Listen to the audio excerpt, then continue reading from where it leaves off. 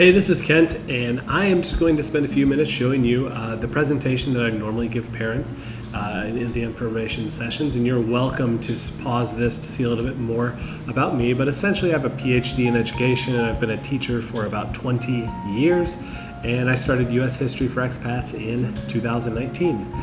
These are some of the attributes of the class. They're self-paced, so your child can start or finish whenever they want. I do have suggested times, which include starting in September and doing 1 unit a month all the way through May. So that'd be 9 units. They're asynchronous, so your child can work on it at any time. Again, we do have suggestions for that, and each unit generally takes about 4 hours from start to finish.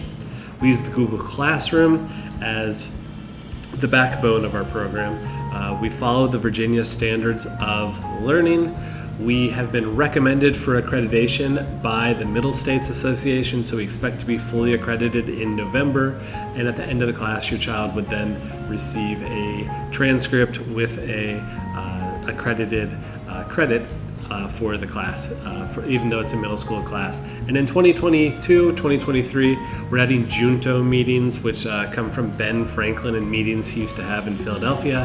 And we're also including a lot of sources from Britannica School, which your child might already be familiar with. So here are the 3 classes. Most students start U.S. History 1, which goes from early Americans through the Civil War, or U.S. History 2 is the second class that all the students from last year would take this year.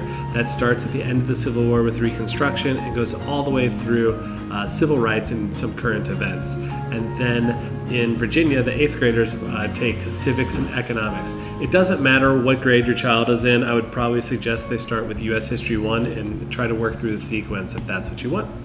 This is how the class is laid out. So we have 4 different parts. We have the intro and MLA style activity, which is quite short.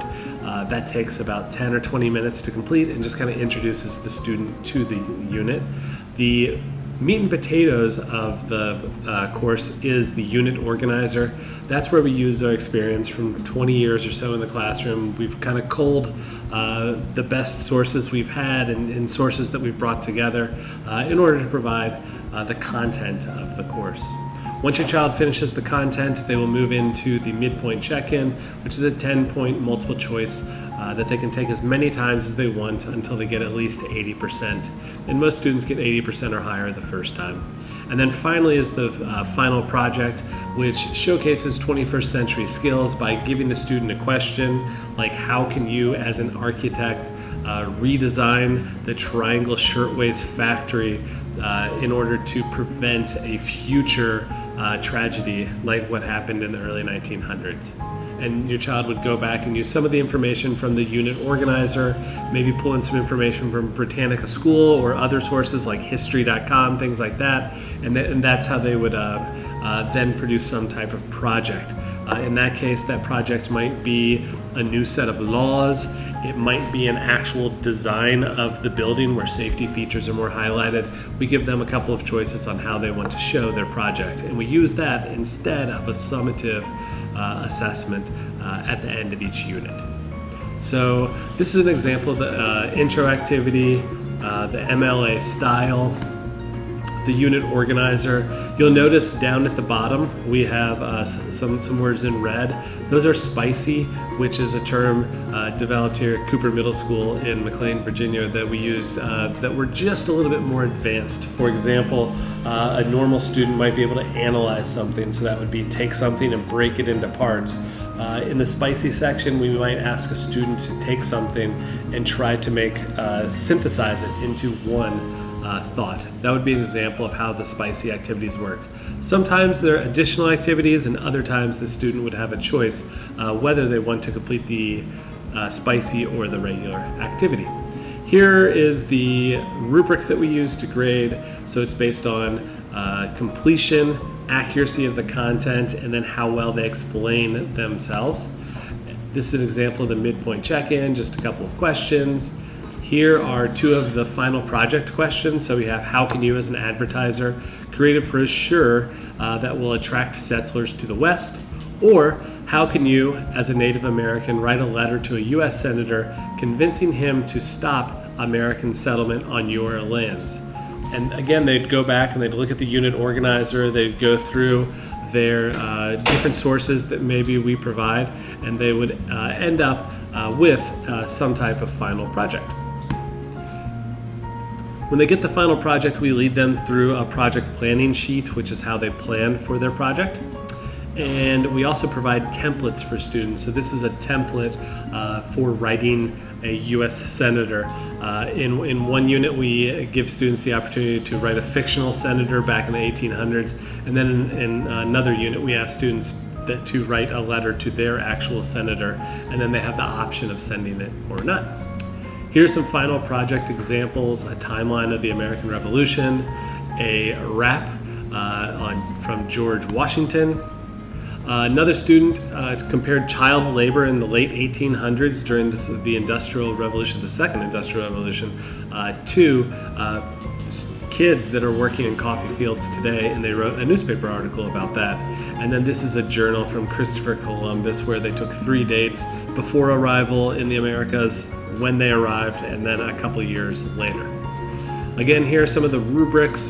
This year we also, with the final project, we have a skills-based assessment, so the student would look at the different skills that they learn within that unit, and then they'll be graded on those in the final project.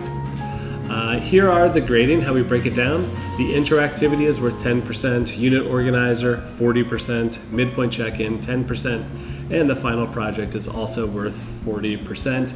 And you can get a little more detail if you want to by pressing pause and looking at the different facets or characteristics of each of the parts of the grade.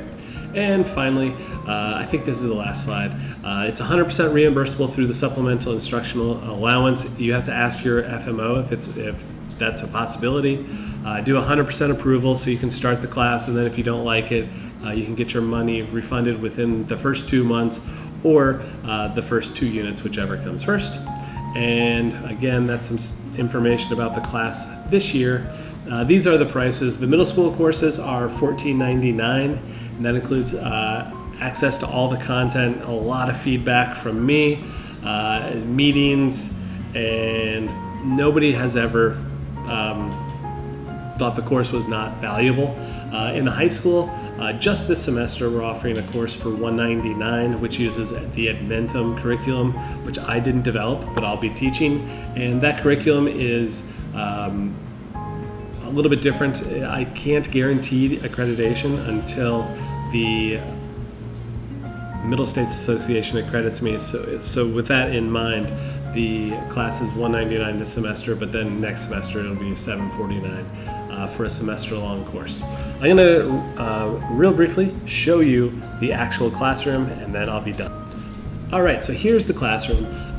We created an orientation, so the first thing your child will do, when they see it, they'll see this, but what they need to do is go to classwork and go to orientation, and then they will go through orientation 1.1.1, 1.1.2, 1.1.3, and finally 1.1.4. So we're modeling the class while also teaching them about the class.